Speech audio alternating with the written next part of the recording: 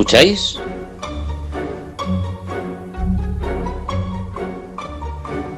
Es Oír y Callar. En Ñ Radio.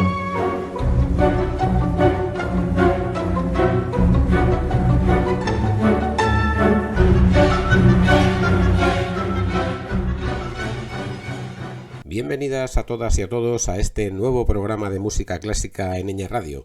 Es decir, estamos una tarde más y una semana más en tiempos de oír y callar, aceptando estas nuevas sugerencias de música clásica que os proponemos y estas compositoras y compositores para descubrir sus partituras y sus obras.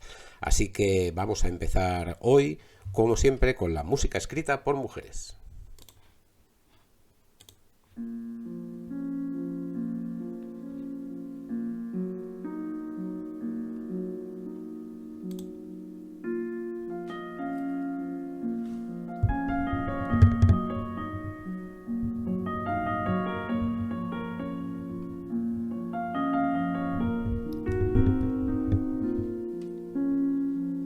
Y la mujer escogida para el día de hoy es una inglesa cuyo nombre es Doreen Carwithen.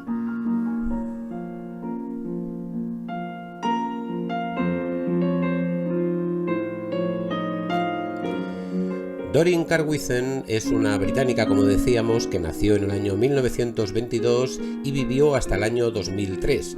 Fue una compositora británica especialmente famosa por la música que escribió para películas.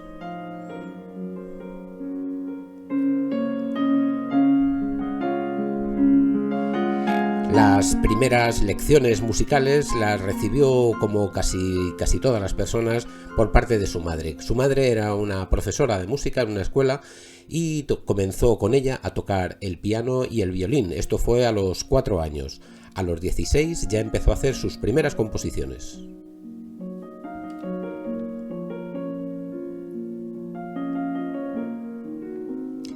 En 1941 ingresó en la Royal Academy of Music y también empezó además a tocar otro instrumento, el violonchelo. Esto merced a una beca que ganó.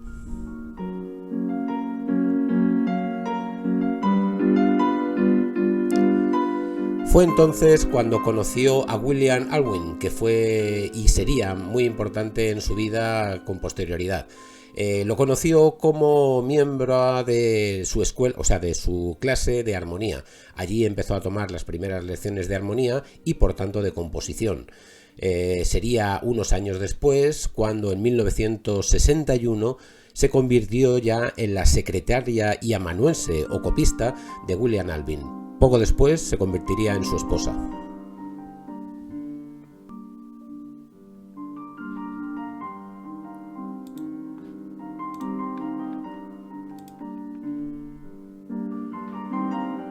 Hay que recalcar que durante este periodo en el que inició su actividad como copista y secretaria y además como profesora adjunta, pues su actividad compositiva decayó bastante.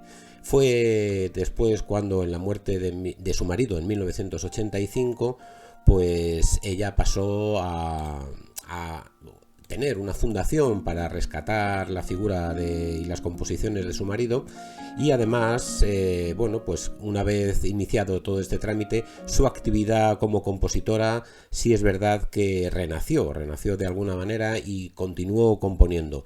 Es en esta época cuando también están sus principales composiciones, que son las que vamos a empezar a escuchar ya. En primer término vamos a escuchar una obertura que compuso para una obra mayor. Esta obertura tiene como título Men of Sherwood Forest, es decir, los hombres del bosque de Sherwood.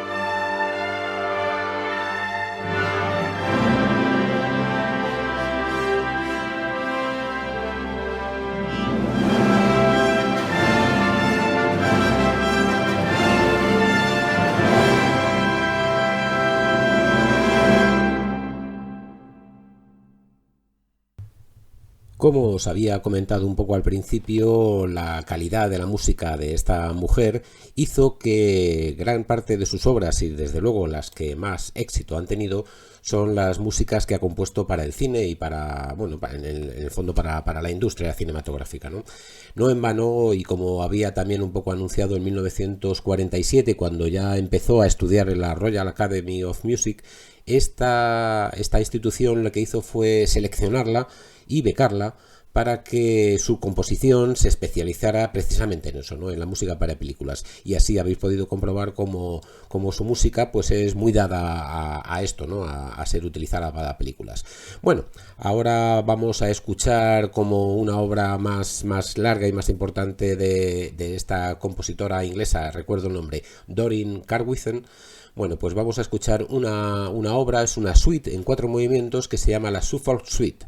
Es una composición ya de esta segunda parte de su vida, y que, bueno, pues vamos a escuchar anunciándoos un poco al principio el título de cada uno de estos movimientos. El primero de estos movimientos es un preludio y en aire moderato.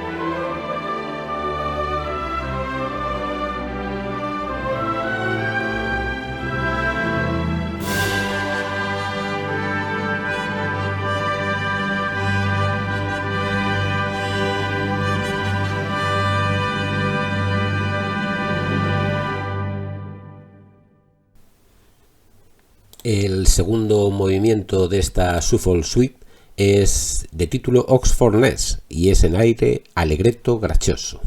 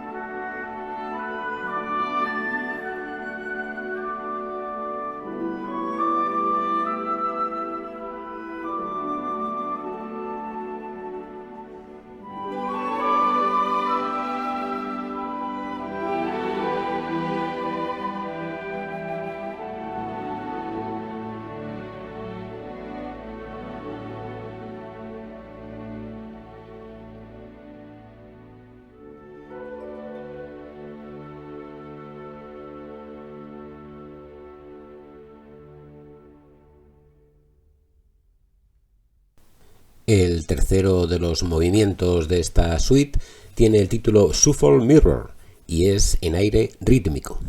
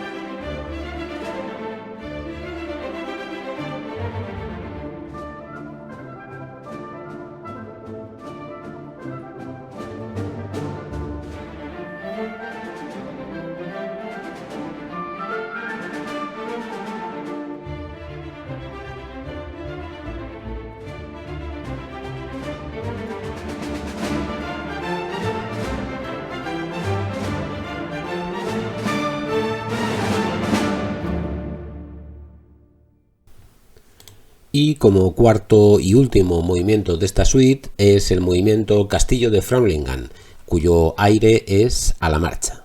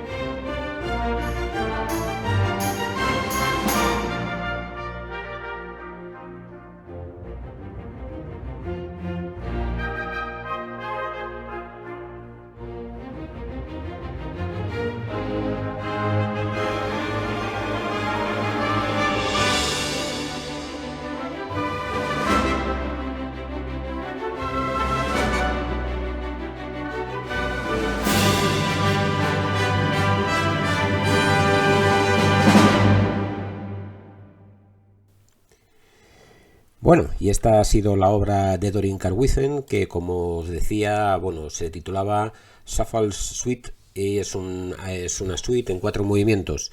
Lo de Shuffle Suite, bueno, pues hace referencia a un condado dentro de Inglaterra, la parte oriental más Inglaterra, concretamente es el condado o región más oriental de Inglaterra, y bueno, pues esta composición está claramente dedicada, ¿no?, a este terreno.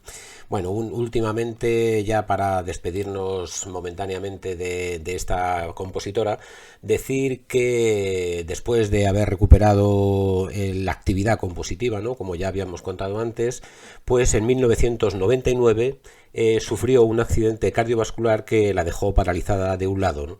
Esto, bueno, pues le dificultó obviamente seguir con su trabajo de composición y con su actividad musical, y bueno, le llevó a una enfermedad que poco tiempo después, en concreto en el año 2003, acabó con su vida. Bueno, así que hemos conocido una compositora más en este nuestro programa, y lo que vamos a hacer, bueno, en próximos programas, por supuesto, será escuchar también alguna obra más, ¿no?, de esta Dorian Carwithen, y vamos a pasar ya a nuestra segunda parte del programa, en la que vamos a escuchar música de Franz Liszt. Y dentro de lo que es la vasta producción musical de Franz Liszt, pues vamos a escuchar una obra para piano, en concreto una sonata, y es la sonata en si menor. Liszt es un hombre que, bueno, ya lo presentamos en su día, en su momento. Fue un compositor de la época romántica que vivió entre los años de 1811 a 1886, y Liszt se le conoce también como el mayor impulsor de la música programática, es decir, la música que él mismo definió como la explicación por parte del autor de los motivos psicológicos que le han llevado a componer la obra. Bueno, es la manera de justificar, ¿no?, el por qué una obra musical necesita de un programa, de una argumentación, incluso de un hilo literario, ¿no?, para componer la obra. Además, tenemos que decir que esta sonata se enmarca dentro de lo que ya habíamos hablado también en programas anteriores, cuando escuchábamos una sonata para piano de Chopin, y es que la forma sonata, después de la irrupción en esta forma de las sonatas de Beethoven para piano, la forma sonata pues fue una forma que los compositores abordaban, pero con muchísimo respeto, ¿no? Y ese respeto pues les llevaba a componer un número mucho más reducido de sonatas. Liszt compuso una, Chopin compuso 3, etcétera, ¿no?, frente a las 32 que compuso Beethoven. Decía que les daba un respeto importante en componer este tipo de forma musical, porque si no aportaban algo nuevo, es decir, si no provocaban una evolución en la forma musical, pues casi que preferían no hacerlo, ¿no? Así que esta obra de Liszt es una obra arquitectónicamente muy trabajada, muy compleja, y que, bueno, vamos a ir hablando de ella poco a poco. Vamos a abundar, por tanto, en el concepto del programa, ¿no?, en la música, porque Liszt consideraba indispensable el conocimiento del programa para poder disfrutar y entender la obra. De ahí que siempre insistiera en acompañar sus partituras del mismo, sus partituras, es decir, sus estrenos, ¿no?, tanto sinfónicos como sus obras para piano. No obstante, algunas obras tienen el programa escondido, porque también el propio Liszt decía que en ocasiones era mejor no desvelar este programa, ¿no? En esta situación quizá están obras como la sinfonía o el poema sinfónico Fausto y quizá esta sonata que vamos a escuchar hoy, ¿no?, la sonata en si menor. Diferentes estudios hablan de la cuestión, y algunos niegan el programa en esta obra y la describen como un ejercicio de música pura, sin más, y enmarcan la sonata como una evolución de la forma beethoveniana, tras la cual ya la forma sonata se desintegrará, es decir, ya no hay mucho más que decir, ¿no?, en sonatas para piano. Ya que esta sonata está compuesta con una doble estructura, ¿no?, una superficial y otra más profunda, ¿no? Es lo que decía un poco al principio de una arquitectura compleja. Otros estudiosos argumentan que sí que hay un programa, ya que coincidió en el tiempo con otras composiciones de Liszt que sí explican este programa, y los programas más aceptados son, por el lado, el desarrollo de la historia sagrada y por otro quizá que esta sonata sea un autorretrato, es decir, es una obra autobiográfica y por eso Liszt no era muy amigo de desvelar el programa que había detrás de esta sonata. No es tampoco casual que Liszt no pusiera título a esta obra y simplemente la llamara sonata, cuando lo habitual en él era que él mismo diera título y en el título daba unas claras pistas del contenido programático de su música. No obstante, lo lógico es pensar que sí que existe un programa para esta obra, nosotros somos de esta opinión, que sí que existe un programa para esta sonata, si tenemos en cuenta que Liszt era un hombre profundamente religioso y que el piano es el instrumento central de su vida profesional. Liszt era sobre todo pianista y compositor, pero compositor de obras para piano, aunque también compuso poemas sinfónicos, pero era sobre todo un intérprete del piano sobresaliente. Y que esta obra para piano es quizás su obra más importante en cuanto a la complejidad arquitectónica, como decíamos, ¿no? No es quizá la obra más espectacular, más virtuosa, ¿no? para el oyente del piano, pero es de una manera analítica una de las obras más complejas. Por ejemplo, se encuentra en esta obra el motivo de la cruz. El motivo de la cruz, ya decimos que Liszt era un hombre religioso. El motivo de la cruz está simbolizado con las notas sol, la, do, tomado del gregoriano, que él mismo la definió en esta obra y que también aquí utiliza. La utilización de la tonalidad mística para Liszt, que era el fa sostenido mayor, y que así él la califica, y también la inclusión de una fuga como representación de la lucha entre el hombre y el demonio, ¿no? Todos estos elementos están insertos, ¿no?, en la construcción de esta obra. Entonces, si buceamos entre los y las musicólogas que han descubierto estos elementos programáticos, lo más probable es que Liszt no quisiera revelar el programa para evitar una interpretación demasiado ingenua de esta obra, que para él era todo un monumento. Y porque, como hemos dicho, tenía demasiados elementos personales y autobiográficos e íntimos que no quería que salieran en su intimidad. Y en torno a esto, lógicamente, se ha hablado y especulado mucho. Y para ello nos vamos a quedar con lo que el musicólogo Lajos Kettner dijo, y es, abro comillas, tal vez el análisis no debiera intentar romper el sello del misterio que es, de cualquier otro modo, la creación artística, sino que debiera decir con humildad: estamos en presencia del genio. La alquimia del genio permanecerá, gracias a Dios, siempre en secreto. Bueno, esto es lo que tenemos que decir en cuanto a la creación de esta sonata. En cuanto a su estreno, hay que señalar que tras su presentación editorial, que fue en 1854, pasó totalmente desapercibida. La composición la terminó el 2 de febrero de 1853 y está dedicada a Robert Schumann. Por lo que respecta a su estreno, se produjeron dos de forma privada. Una en la que el propio Liszt la tocó en 1853 en presencia de unos amigos, entre los que estaba el joven Brahms. Y aquí sucedió una anécdota curiosa con Brahms. Y es que en este encuentro Brahms, después de tocar la sonata, le enseñó unos manuscritos a Liszt de lo que él estaba componiendo, ¿no? Liszt vio con agrado esos manuscritos y le pidió a Brahms que los tocara él mismo al piano. Brahms se negó porque decía que estaba muy nervioso. Entonces Liszt, que era un excelente pianista y un excelente lector a primera vista del piano, dijo: bueno, pues lo tendré que hacer yo. Cosa que sucedió y que fue del agrado de todos. Liszt elogió mucho las partituras que le había presentado Brahms y Brahms, bueno, pues se sintió muy conforme de todo ello. Luego lo que sucedió es que Liszt se enfadó bastante con Brahms porque cuando Liszt estaba tocando su sonata para estos amigos y para él también, pues encontró que Brahms estaba prácticamente dormido, ¿no?, cuando terminó su actuación, y no hizo ningún comentario elogioso, ¿no?, cosa que, como decíamos, disgustó bastante a Liszt. Luego, 2 años más tarde, un pianista alumno de Liszt tocó esta sonata en presencia de Wagner, y Wagner elogió también de una manera muy elocuente esta sonata. Y desde luego acertó a desvelar que se trataba de un autorretrato del compositor. Bueno, y lo que vamos a hacer ya desde luego es empezar a escuchar esta sonata, para deciros que esta sonata está en 3 movimientos y que la sonata comienza y termina en una especie de niebla desolada con una escala descendente, tonalmente ambigua en el piano.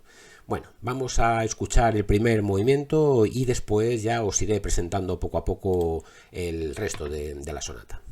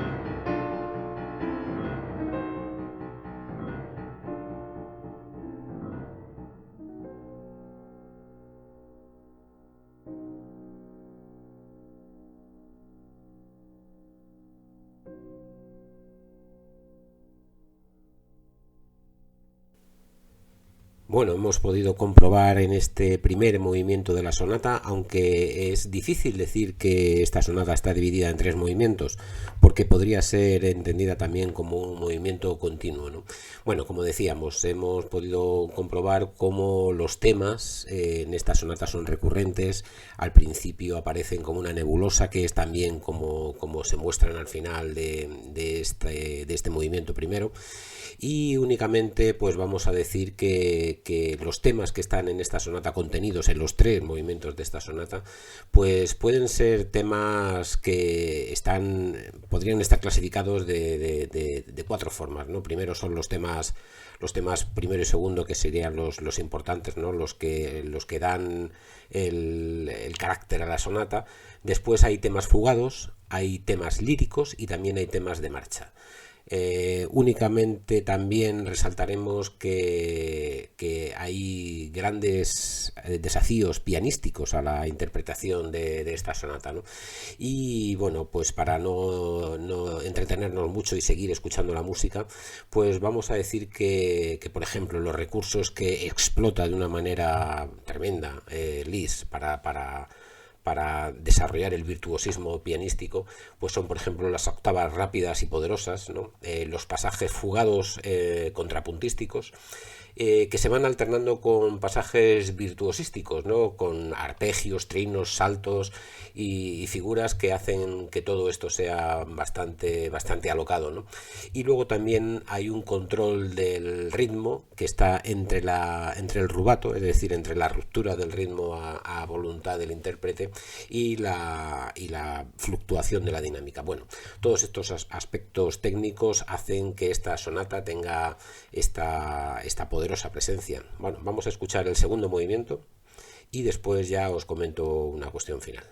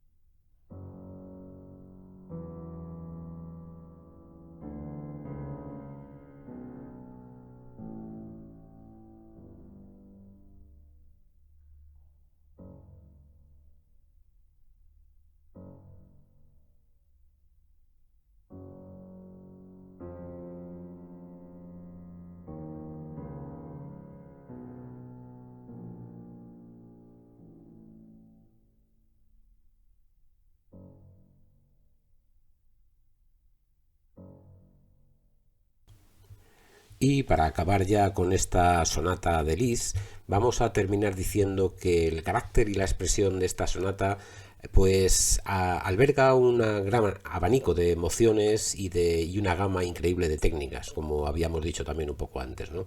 Esta obra tiene una intensidad dramática inicial que pasa por momentos de introspección, es decir, por momentos casi tímidos en la música, y que también tiene motivos líricos y que tiene motivos apoteósicos, pero que en definitiva son la representación simbólica de lo que el programa, que vamos a decir otra vez entre comillas y con todas las dudas, ¿no?, que habíamos puesto al principio de cuando hablábamos de esta sonata, el programa de esta sonata no es, yo creo, sino la lucha entre el bien y el mal, ¿no? Es la materialización de ese espíritu religioso, profundamente religioso que tenía Liszt y que le lleva, pues, como todo hombre en su forma íntima de pensar, ¿no?, a esa lucha entre el bien y el mal, entre lo terrenal y lo espiritual, es decir, a ese autorretrato personal e íntimo del autor, y que por eso quizá Liszt quería ocultar el programa de esta obra. Bueno, vamos a terminar con esta sonata que tiene también un aire variado, ¿no? Empieza con alegro enérgico, también varía hacia un andante sostenuto y termina con un lento assai. Vamos a escucharla.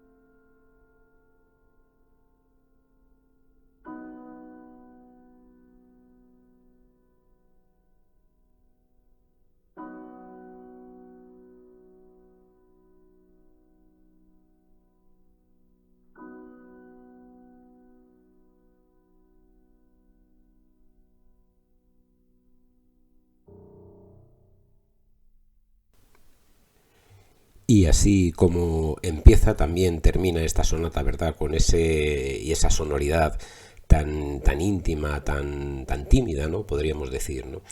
Es desde luego lejos de la espectacularidad de otras obras de Liszt que oímos en el programa en el que por primera vez lo presentamos. Esta obra no deja de ser, pues, lo que habíamos dicho al principio, ¿no?